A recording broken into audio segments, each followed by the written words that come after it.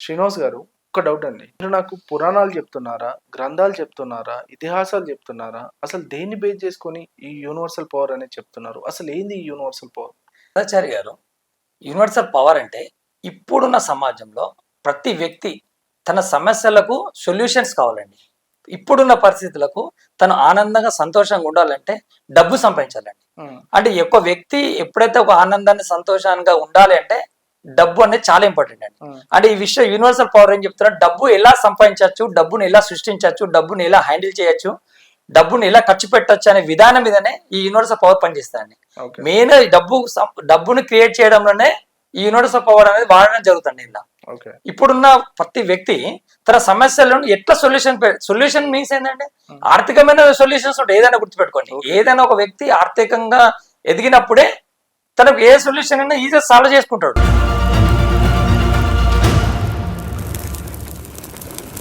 శ్రీనివాస్ గారు, ఒక వ్యక్తి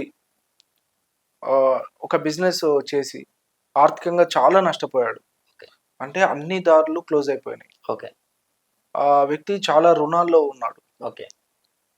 ఆ వ్యక్తికి అసలు ఏ మార్గం కనబడట్లేదు, మానసికంగా కూడా బాధపడుతున్నాడు. అలాంటి వ్యక్తి మళ్ళీ పుంజుకోవడానికి మీ యూనివర్సల్ పవర్ ఏం చెప్తుంది? అదాచారు, ఇప్పుడున్న సమాజంలో ప్రతి ఒక్కరు అప్పు లేని వ్యక్తి ఎవరు లేరండి.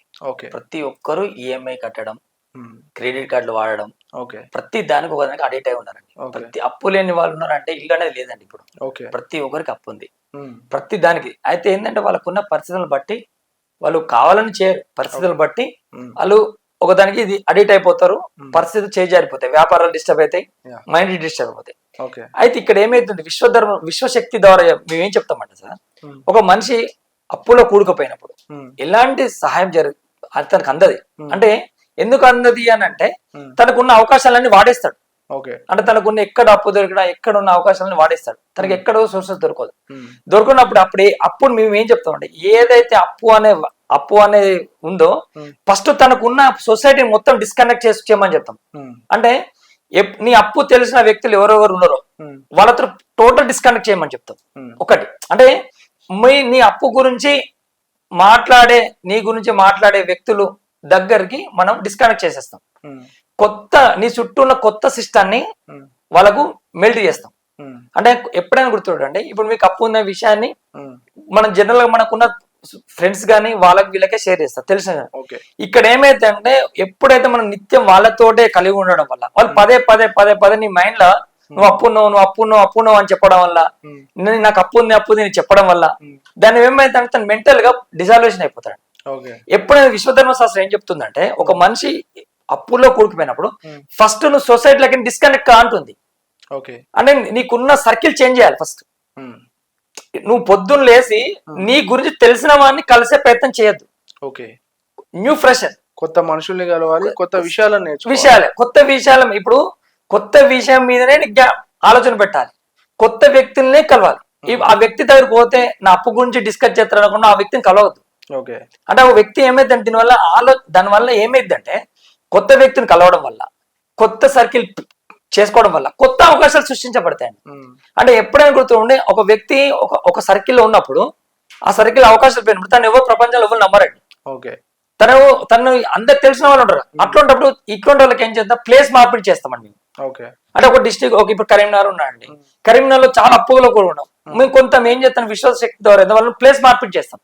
అంటే ప్లేస్ మార్పిడి చేయడం వల్ల ఏమైంది, అక్కడ కొత్త మనుషులు తన అప్పు గురించి అడిగే వాళ్ళు ఉండరు. అంటే రోజు ఉదయం లేవగానే అప్పు అనే మాట మాట్లాడే వాళ్ళు ఉంటారండి. నిరంతరం అప్పు అనే మాట్లాడుకోవడం వల్ల అది అప్పు ఎక్కువైపోతుంది. మనిషికి కొత్త పని మీద చేయాలని అసలు శ్రద్ధ పోతాయి. అంటే కొత్త క్రియేటివిటీ మైండ్ తగ్గిపోతుంది. అంటే ఎప్పుడైనా ఒక వ్యక్తికి అప్పులో కూరుకుపోయినప్పుడు కొత్త అవకాశాల వైపు మన తన ఆలోచన మళ్ళించినప్పుడు విశ్వధర్మ శాస్త్రం ఏం చెప్తుంటే, నువ్వు సొసైటీలకి డిస్కనెక్ట్ అంటుంది. అంటే ఇప్పుడున్న సమాజంలో ఇప్పుడున్న మనుషులతోటి నువ్వు డిస్కనెక్ట్ అవ్వాలా, నీకు ఆ సమాజాన్ని కొత్త మనుషుల్ని సృష్టించు, కొత్త అవకాశాలు సృష్టించాలనేది చెప్పబడుతుంది. దాని ద్వారా కొత్త అవకాశాలు వస్తాయి, కొత్త వ్యాపార అవకాశాలు వస్తాయి. కొత్త వ్యక్తుల నీ గురించి ఏం తెలియదు అండి.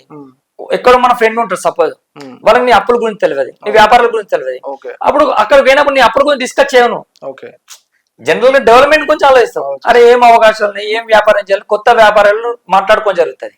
అదే నీ గురించి తెలిసిన వ్యక్తి దగ్గర పోయినప్పుడు అరే నువ్వు ఇంత అప్పును, నీకు ఇది ఉంది, నీకు అది ఉందని నీకున్న మైనస్ లో చెప్పడం వల్ల నువ్వు ఇంకా డిగ్రేడ్ అయిపోతావు. అంటే ఒక వ్యక్తిని అప్పులకి బయటికి ఎట్లా తీసుకురావాలనేది విశ్వధర్మ శాస్త్రం ద్వారా, విశ్వశక్తి ద్వారా మేము ఇచ్చే తన ఆలోచనలు మళ్ళిస్తామండి. కొత్తగా మళ్ళించడం వల్ల ఆటోమేటిక్ తన కొత్త అవకాశాలు వెతుక్కుంటాడు.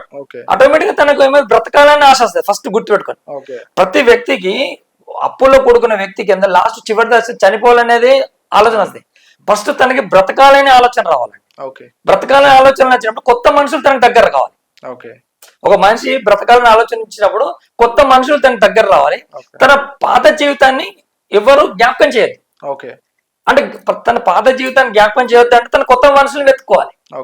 ఆటోమేటిక్ కొత్త మనుషులు దొరికినప్పుడు తన పాత జీవితాన్ని ఎవరు ఆన్ చేయరు, తను మీకు వ్యక్తిగతం ఎవరు మాట్లాడరు. ఆటోమేటిక్ తనకి అవకాశాలు, కొత్తగా అవకాశాలు సృష్టించడం జరుగుతుంది. శ్రీనివాస్ గారు, ఇప్పుడున్న జనరేషన్ కొత్తగా వ్యాపారం పెట్టాలి, ఏదైనా స్టార్ట్అప్ స్టార్ట్ చేయాలి, ఈ న్యూ జనరేషన్ ఒక యూత్ ఒక వ్యాపారాన్ని సక్సెస్ కావాలి, డబ్బు సంపాదించాలి చాలా ఆ రంగంలో, అంటే మీ యూనివర్సల్ పవర్ ప్రకారం ఆయనకి ఇచ్చే సజెషన్ ఏంటి? సదాచారి గారు, ఒక వ్యక్తి అంటే ఒక యువత ఫ్రెషర్ గా పోస్ట్ గ్రాడ్యుయేషన్ కంప్లీట్ చేసి తను సొసైటీలోని జాబ్ ఒక వ్యాపారం చేయాలని ఒక బలమైన కోరికతోటి, ఏ వ్యాపారం చేయాలని తనకు తెలియదు కానీ ఒక కోరికతోటి బయటకు వస్తాడు.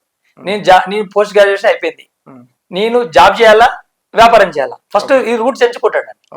నాకు జాబ్ చేయడం ఇష్టం లేదు, వ్యాపారం చేయాలి. ఏ వ్యాపారం చేయాలని తనకు తెలియదు కానీ కోరిక మాత్రం వ్యాపారం చేయాలి అనే బలమైన కోరిక ఉంటది.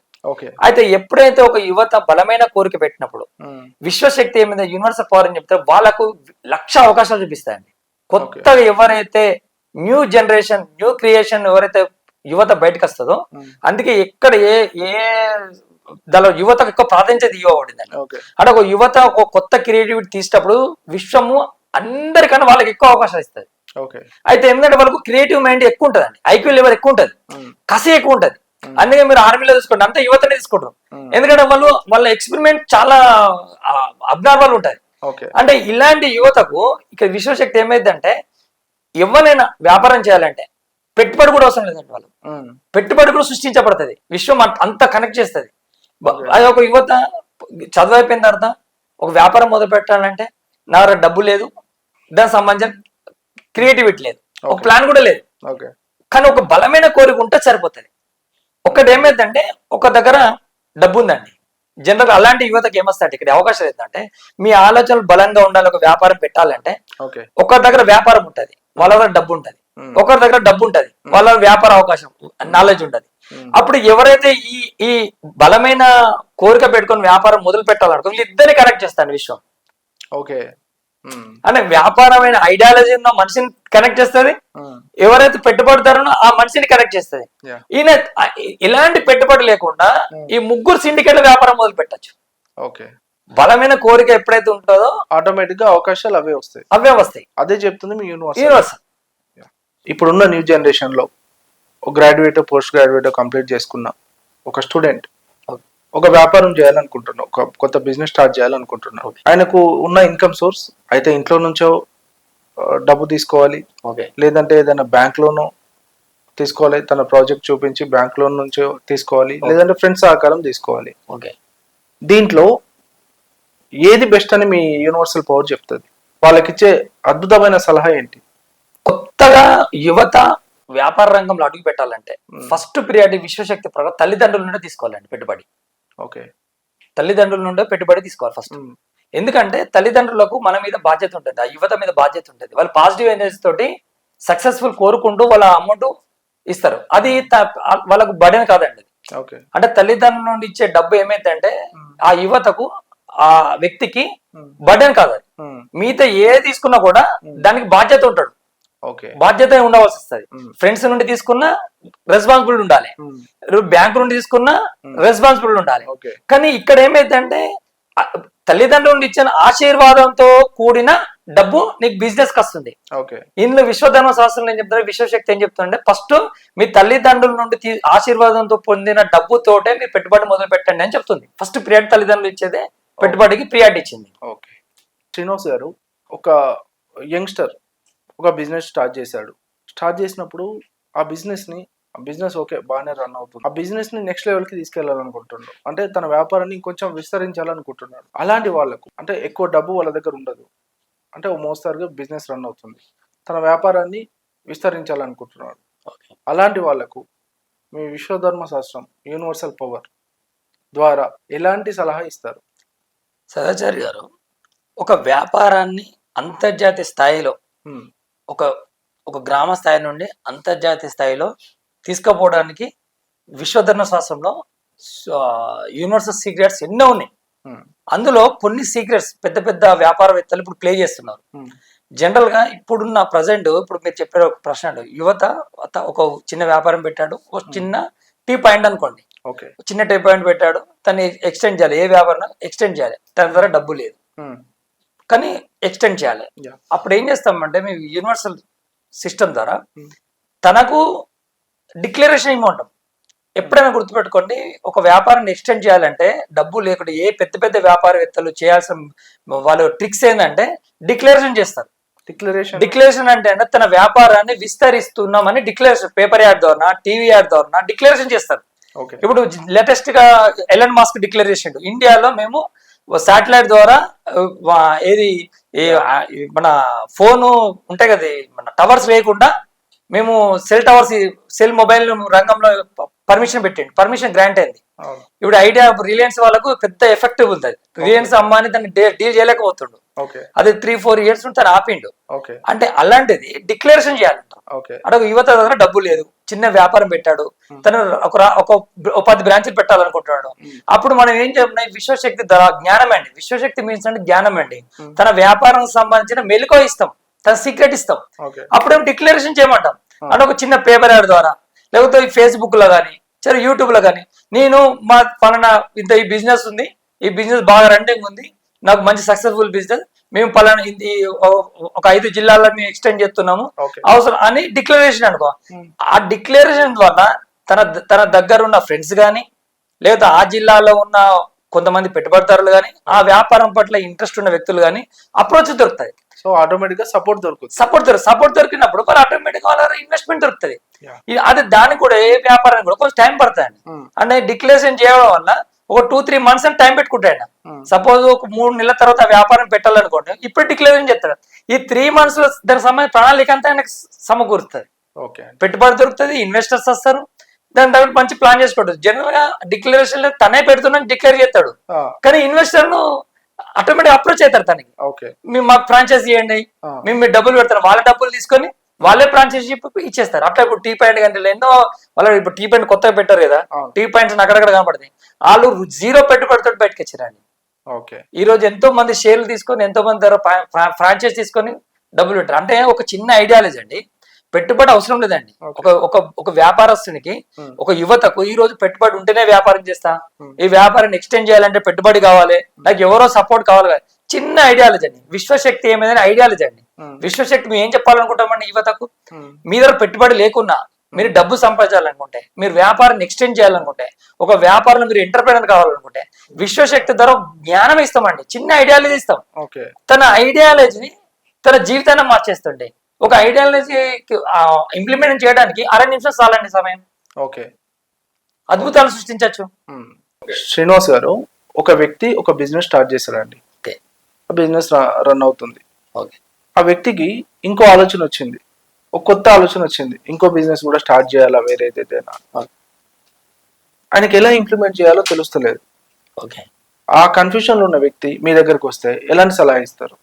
సదాచారి గారు, అంటే ఒక వ్యక్తి ఒక వ్యాపారము మంచి నడుస్తుంది, సక్సెస్ఫుల్ వ్యాపారం నడుస్తుంది, దానిలో అతను సక్సెస్ కాగానే తనకి ఏమైందంటే దాని మీద స్ట్రెస్నెస్ పోతుంది. ఎప్పుడైనా గుర్తుపెట్టుకోండి, ఒక వ్యక్తి ఒక వ్యాపారం నడిపిస్తున్నప్పుడు స్ట్రెస్నెస్ లేకుండా కొత్త ఐడియాలజీ వస్తుంది.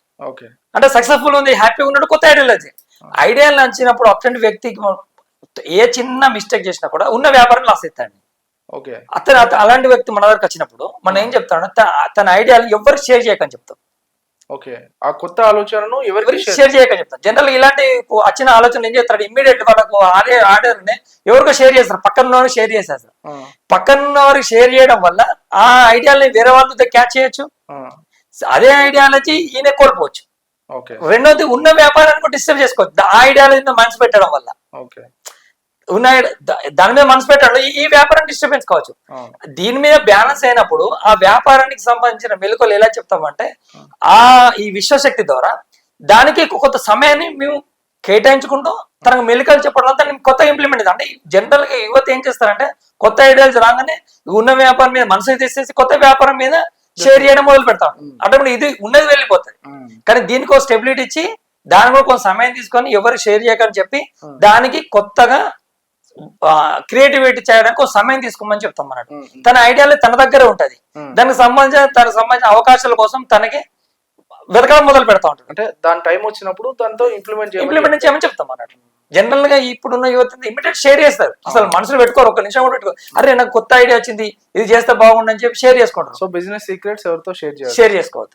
ఏ చిన్న అవకాశం అయినా ఈ రోజు ముఖేష్ అంబానీ కూడా ఈ రోజు రిలయన్స్ ఫ్రెష్ అనేది కూడా చిన్న ఐడియాలజీ ఆయన తీసుకొచ్చి ఇండియాలో ఇంప్లిమెంట్ చేశాడు. విదేశాల్లో ఉన్న మేధావులంతా వ్యాపారవేత్తలంతా కూడా ఒకప్పుడు చిన్నగా స్టార్ట్ అయిన చిన్న ఐడియాలజీ వాళ్ళు దొరుకుతుంది. ఏదో కూడా వాళ్ళు ఎక్కడెక్కడ బిజినెస్ చూసినప్పుడు చిన్న ఐడియాలజీ మైండ్ లో వచ్చినప్పుడు దాన్ని వాళ్ళు ఇంప్లిమెంట్ చేస్తారు డైరెక్ట్. అప్పటిదాకా ఎవరు షేర్ చేయరు. సీక్రెట్ అంతే, వ్యాపార సీక్రెట్ ఇదే. నీకు ఇచ్చిన ఐడియాలజీని ఎవరు షేర్ చేయరు. శ్రీనివాస్ గారు, ఒక డౌట్ అండి, మీరు నాకు పురాణాలు చెప్తున్నారా, గ్రంథాలు చెప్తున్నారా, ఇతిహాసాలు చెప్తున్నారా, అసలు దేన్ని బేస్ చేసుకొని ఈ యూనివర్సల్ పవర్ అనేది చెప్తున్నారు? అసలు ఏంది ఈ యూనివర్సల్ పవర్? ఆచార్య గారు, యూనివర్సల్ పవర్ అంటే ఇప్పుడున్న సమాజంలో ప్రతి వ్యక్తి తన సమస్యలకు సొల్యూషన్స్ కావాలండి. ఇప్పుడున్న పరిస్థితులకు తను ఆనందంగా సంతోషంగా ఉండాలంటే డబ్బు సంపాదించాలండి. అంటే ఒక వ్యక్తి ఎప్పుడైతే ఒక ఆనందాన్ని సంతోషంగా ఉండాలి అంటే డబ్బు అనేది చాలా ఇంపార్టెంట్ అండి. అంటే ఈ విషయం యూనివర్సల్ పవర్ ఏం చెప్తున్నారు, డబ్బు ఎలా సంపాదించవచ్చు, డబ్బును ఎలా సృష్టించవచ్చు, డబ్బును ఎలా హ్యాండిల్ చేయొచ్చు, డబ్బును ఎలా ఖర్చు పెట్టచ్చు అనే విధానం మీదనే ఈ యూనివర్సల్ పవర్ పనిచేస్తాయండి. మెయిన్ డబ్బును క్రియేట్ చేయడంలోనే ఈ యూనివర్సల్ పవర్ అనేది వాడడం జరుగుతుంది. ఇలా ఇప్పుడున్న ప్రతి వ్యక్తి తన సమస్యలను ఎట్లా సొల్యూషన్ మీన్స్ ఏంటంటే ఆర్థికమైన సొల్యూషన్స్ ఉంటాయి. ఏదైనా గుర్తుపెట్టుకోండి, ఏదైనా ఒక వ్యక్తి ఆర్థికంగా ఎదిగినప్పుడే తనకు ఏ సొల్యూషన్ అయినా ఈజీగా సాల్వ్ చేసుకుంటాడు. అంటే మీరు చెప్పేది ఏంటంటే, అంటే ప్రతి సమస్యకు సొల్యూషన్ ఉంటుంది. మన పూర్వీకులు ఎప్పుడో గ్రంథాల్లో దీంట్లో భద్రపరుచుకున్నారు. ఇప్పుడు ఏంటంటే యూనివర్సల్ పవర్ ద్వారా ప్రస్తుతం ఉన్న సమస్యకు దేనికైనా సొల్యూషన్ దొరుకుతూ ఉంటున్నారు. 100%. అంతేనా మీరు చెప్పేది? అంతే.